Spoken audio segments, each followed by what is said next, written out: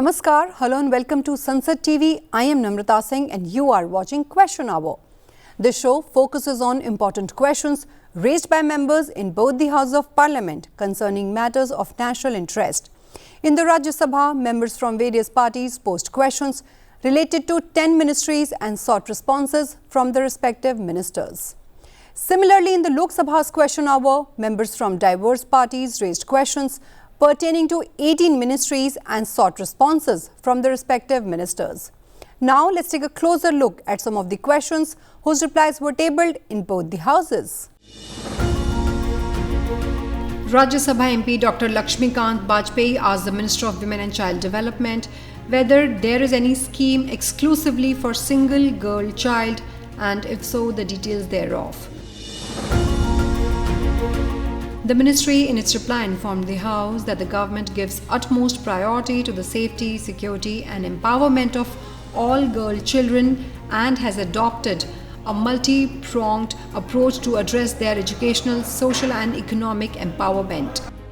The Government of India has launched Mission Shakti, an integrated women empowerment program as an umbrella scheme for the safety, security and empowerment of women implemented during the 15th Finance Commission period. Mission Shakti has two verticals, namely Sambal for safety and security of women and Samarthya for empowerment of women. The Sambal has components of one-stop center, women helpline, Beti Bachao Beti Padhao and Nari Adalat. The Samarthya has components of Shakti Sadan, Sakhi Nivas, Pradhan Mantri Matru Vandan Yojana, Palna and Sankalp Hub for empowerment of women. As part of the Sambal vertical, Beti Bachao Beti Padhao, launched in 2015, helps to address child sex ratio and the attendant issue of empowerment of girls and women. Pradhan Mantri Matru Vandan Yojana is a centrally sponsored maternity benefit scheme for improving the health-seeking behavior of pregnant women and lactating mothers and their newborn children. Under the scheme, 5,000 rupees is provided directly to the beneficiary for the first child. The scheme seeks to promote positive behavioral change towards girl child by providing a cash incentive of 6,000 rupees for the second child, subject to the second child being a girl. Sukanya Samriddhi Yojana is a small savings scheme designed to secure the future of girl children, offering a high interest rate. Samagra Siksha is an integrated scheme for school education from preschool to class 12, supporting the implementation of the National Education Policy 2020 and the Right to Education Act 2009. Kasturba Gandhi Balika Vidyalaya scheme seeks to bridge gender and social category gaps in school education by providing residential schooling facilities for girls up to class 12. Under the scheme, the girls in the age group of 10 to 18 years from SC, ST, other backward class, minority communities and BPL families are covered. The scheme for adolescent girls has been subsumed under Mission Saksham Anganwadi and Poshan 2.0 with effect from 1st April 2022. The targeted beneficiaries under this scheme are girls in the age group of 14 to 18 years in the aspirational districts and all northeastern states. Vigyan Jyoti program encourages girls to pursue education and careers in STEM fields to improve gender balance. It targets meritorious girls from class 9th to class 12th and includes student parent counseling, career counseling, additional academic support classes, tinkering activities, special lectures, visits to scientific institutions, labs, industries, and science camps and workshops. With the objective of ensuring economic independence for girls, including single girl child, the government has launched the Skill India Mission to provide comprehensive skill development and vocational training. Government has also set up the Pradhan Mantri Kaushal Kendras under the Pradhan Mantri Kaushal Vikas Yojana across the country. Under Pradhan Mantri Kaushal Vikas Yojana, skill and vocational training is provided to women. Deen Dayal Antyodaya Yojana, National Rural Livelihoods Mission, under which women's self-help groups are changing the rural landscape for employment and self-employment. Similarly, the National Urban Livelihoods Mission is for urban areas. Besides, there are schemes like the Stand Up India, Start Up India, Pradhan Mantri Street Vendors Atmanirbhar Nidhi, Mahatma Gandhi National Rural Employment Guarantee Scheme for providing employment and self-employment and credit facilities.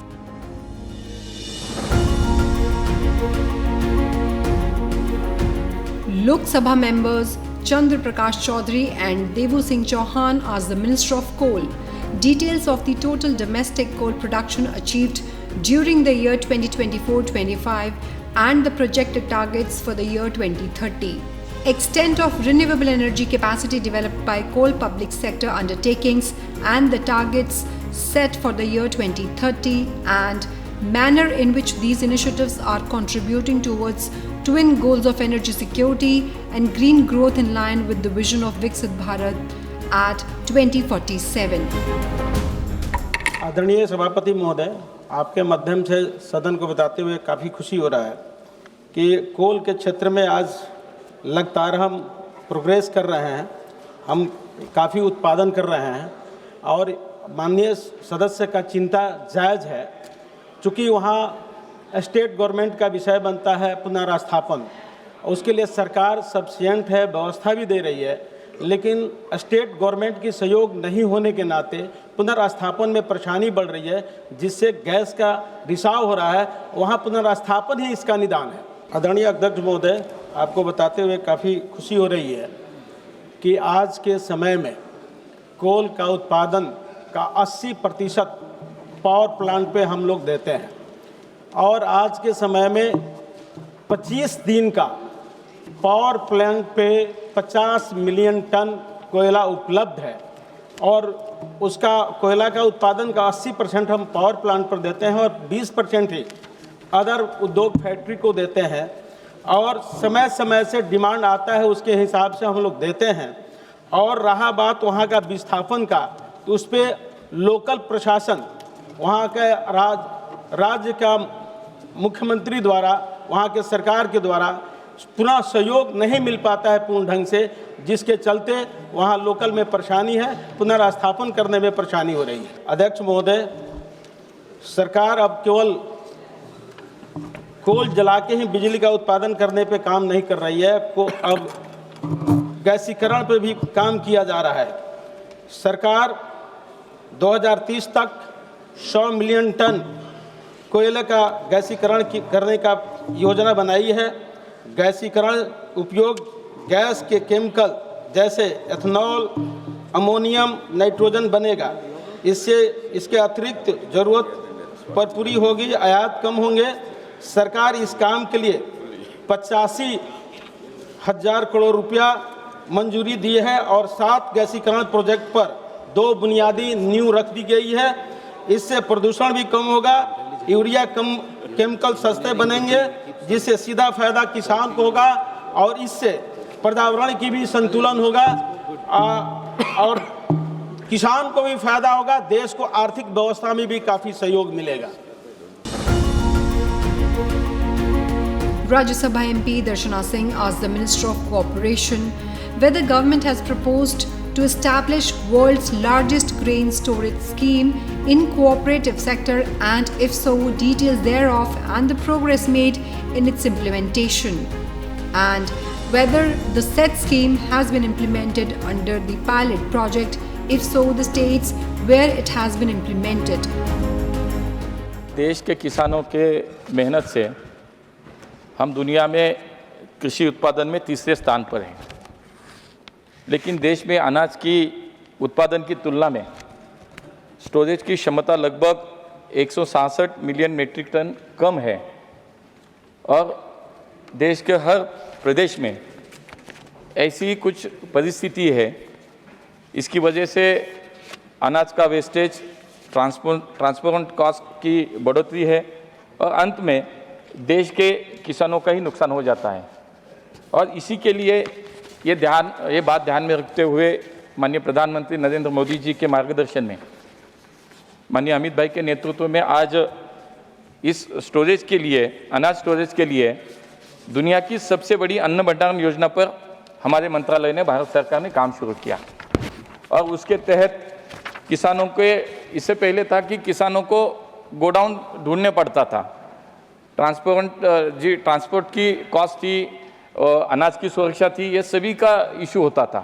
और अभी किसानों को गोदामों के पास नहीं तो गोदाम किसानों के पास आएगा, इस पर आधारित हमने एक योजना बनाई और उसके माध्यम से आज पूरे देश में हमने पायलट प्रोजेक्ट करके 11 राज्यों में 11 गोदामों का निर्माण किया है। आज हमारी सदस्य ने पूछा है कि इसके बारे में उत्तर प्रदेश में आज क्या स्थिति है। मैं आपके माध्यम से माननीय सदस्य को बताना चाहूँगा कि उत्तर प्रदेश भी कृषि उत्पादन में एक अग्रणी राज्य है। इसको ध्यान में रखते हुए हमारे मंत्रालय उत्तर प्रदेश में सहकारी समिति के माध्यम से अंडर भंडारण क्षमता बढ़ाने पे बल दे रही है। यानी कि ये योजना तो लाई है लेकिन वो पैक्स के माध्यम से लाई, तो पैक्स को और एक बिजनेस मिले, पैक्स आर्थिक दृष्टया उससे और मजबूत हो, इसके माध्यम से ये योजना बनाई गई है।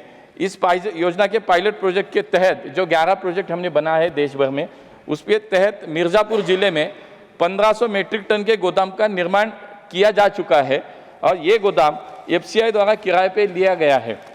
इसके अलावा उत्तर प्रदेश में 24 अन्य पैक्स भी चिन्हित किए गए हैं, जिनमें से सभी 24 पैक्स को हायरिंग का आश्वासन भी दिया। अगर गोडाउन बनता है तो उसके बाद किराए पे जाना चाहिए, नहीं तो वो पैक्स वाइबल नहीं हो सकता, कमर्शियली वाइबल नहीं हो सकता और नुकसान भी हो सकता है। इसलिए उनको हायरिंग इंश्योरेंस भी हमने दे दिया है। इसमें से 10 पैक्स का लोन भी मंजूर हो चुका है और इसमें जल्द ही कार्य शुरू होगा। और एक्सपांशन के संदर्भ में सदस्य ने पूछा है कि इसकी एक्सपांशन की आगे की रणनीति क्या है, आगे का प्लान क्या है। तो माननीय सदस्य को मैं अवगत करना चाहता हूँ कि FCI हो, नाफेड हो, NCCF हो, इनके द्वारा उत्तर प्रदेश में करीब 2.5 लाख मीट्रिक टन की जिलावार भंडारण की आज आवश्यकता भी साझा की गई है, जिसका प्लानिंग हमने किया है। इसके लिए राज्य सरकार को 2500 मीट्रिक टन क्षमता वाले गोदाम के आधार पर 96 उपयुक्त पैक्स की वहाँ पे पहचान भी की गई है कि उनके माध्यम से ये योजना आगे बढ़ाई जाए। Lok Sabha members Devesh Shakya and Neeraj Maurya asked the Minister of Consumer Affairs, Food and Public Distribution objectives and salient features for starting the Bharat Dal brand and the manner in which it is working to ensure availability of essential pulses like gram, moong and masoor at the reasonable prices, and details of schemes proposed or implemented to increase varieties of products and expand distribution network. The ministry in its reply informed the House that prices of pulses were elevated during 2023-24 and 2024-25 due to the impact of El Nino on domestic production. In order to stabilize prices and make dals available to consumers at affordable prices, Bharat Dal was launched in July 2023 by converting chana stock in the Price Stabilization Fund buffer into chana dal for retail disposal. The Bharat Chana Dal was made available to consumers at subsidized rates of 60 rupees per kg for 1 kg pack and 55 rupees per kg for 30 kg pack. Till September 2024, about 12.32 lakh metric tons of Bharat Chana Dal was sold to retail consumers in Phase 1 of the Bharat Chana Dal. Further, additional quality of 3 LMT of chana stock was allocated under Bharat Dal Phase 2 for retail sale in dal form and whole form at 70 rupees per kg for 1 kg pack of chana dal and 58 rupees per kg for chana whole. A quantity of 1.71 LMT chana dal and over 43,000 MT of chana whole was sold under Phase 2 of Bharat Chana Dal. The Bharat Dal brand was extended to include Bharat Moong Dal and Masoor Dal by converting the stocks in the PSF buffer into dal for retail sale to consumers. Bharat Moong Dal was sold at 93 rupees per kg and Masoor Dal at 89 rupees per kg. About 7,142 metric tons of Bharat Moong Dal and 929 metric tons of Masoor Dal were sold to retail consumers. Bharat Dal was distributed through stationary outlet and mobile vans of the implementing agencies, namely NAFED, NCCF, Kendriya Bhandar and state cooperatives, and also through organized retail chains and e-commerce platforms all over the country. The ministry further informed that in order to maintain transparency, quality and traceability, a standard operating procedure to be followed by implementing agencies in the selection of millers, monitoring of sales by distribution partners, quality parameters, packaging, etc. were prepared. Assessment of the performance of agencies in ensuring traceability and quality of the product was conducted by Quality Council of India. Bharat Dal was made available through an extensive network of retail outlets spread across the country, ensuring easy availability for both urban and rural consumers. These outlets include government-run stores, cooperative societies, and authorized private retailers, mobile vans, enabling widespread reach. The distribution system was designed to ensure a steady supply of Bharat Dal at affordable prices, making it convenient for consumers from all socio-economic backgrounds to purchase it without difficulty across the country, including Uttar Pradesh. The Bharat Dal mechanism was discontinued from 1st April 2025, considering the substantial moderation in the retail prices of pulses. At present, onions from the price stabilization buffer are disposed through retail sale to consumers at discounted prices through stationary outlets and mobile vans of NAFED and NCCF, and also through open market sale in major consumption centers across the country. Rajya Sabha MP Tejveer Singh asked the Minister of Education the progress made in setting up smart classrooms, digital labs and skill-based training facilities in government schools under the School Infrastructure Modernization Framework recently announced by government, and whether any new digital inclusion policy is being introduced to address the teaching-learning gap for students in rural and tribal areas so that all students may access equal quality education. Chairman साहब, माननीय सदस्य जी ने स्कूली शिक्षा में digital classroom, skill based education, teachers capacity building, ये सारे विषय में कुछ मौलिक प्रश्न उठाए हैं। बहुत अच्छे प्रश्न हैं। अध्यक्ष महोदय, शिक्षा मूलतः राज्यों की, स्कूली शिक्षा मूलतः राज्यों की दायित्व में चलने वाला एक व्यवस्था है, लेकिन भारत सरकार अभी समग्र शिक्षा योजना के तहत राज्यों को सेंट्रल स्पॉन्सर्ड स्कीम की एक महत्वाकांक्षी योजना चलाई है। उसकी सविशेष विवरण ईयर वाइज एलोकेशंस क्या किया गया है, किस किस सेक्टर को प्रायोरिटी दिया गया है, उसकी उल्लेख किया गया है। उसके एडिशनल मैं सदस्य जी की बातों पे 3 प्रश्न का उत्तर देना चाहूँगा।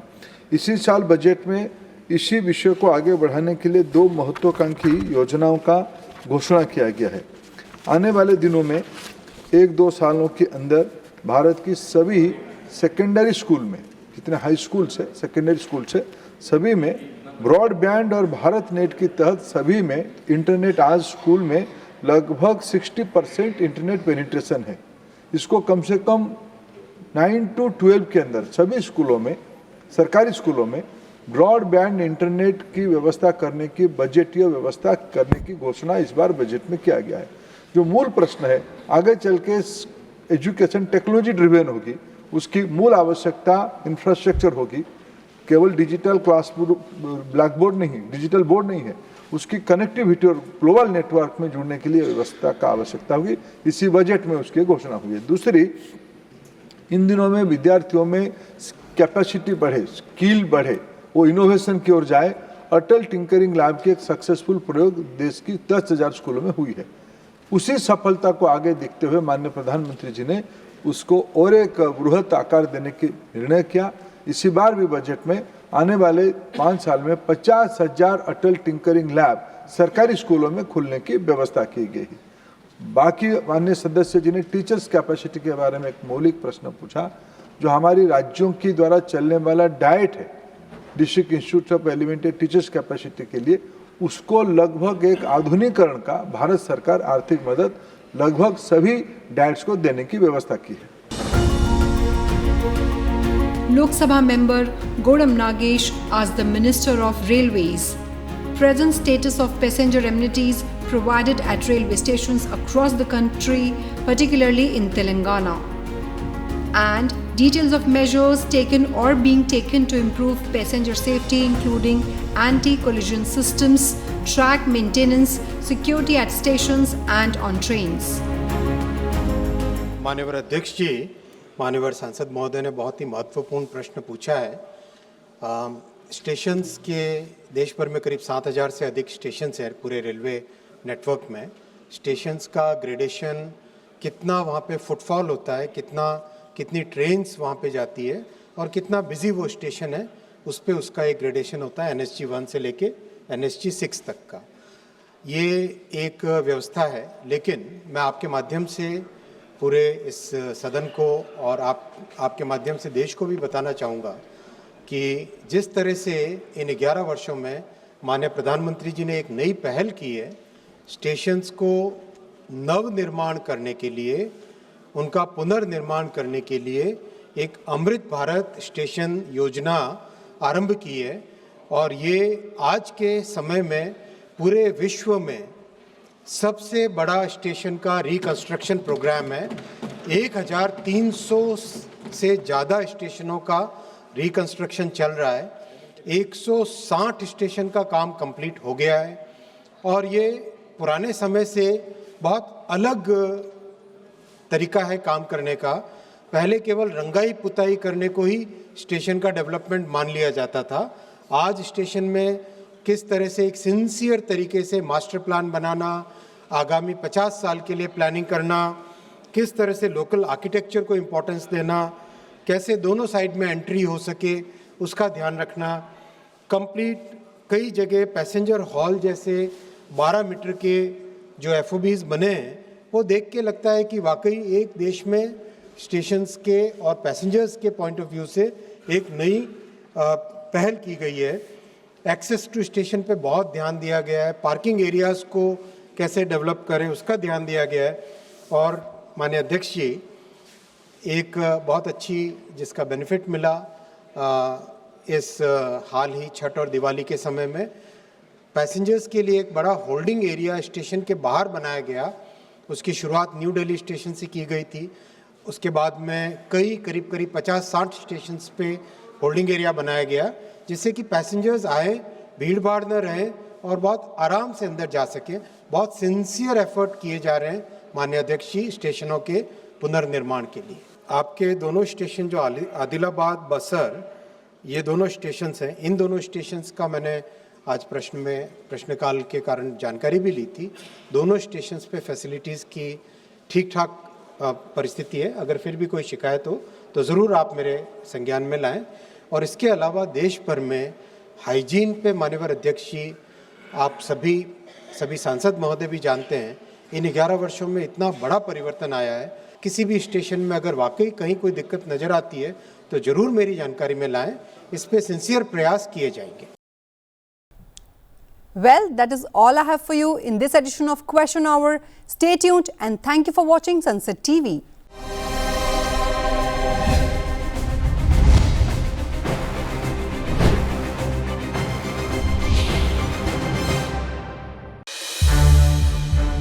सनसेट टीवी के और भी प्रोग्राम्स देखने के लिए सब्सक्राइब करें हमारा YouTube चैनल और हाँ, इन्हें लाइक और शेयर करना ना भूलें।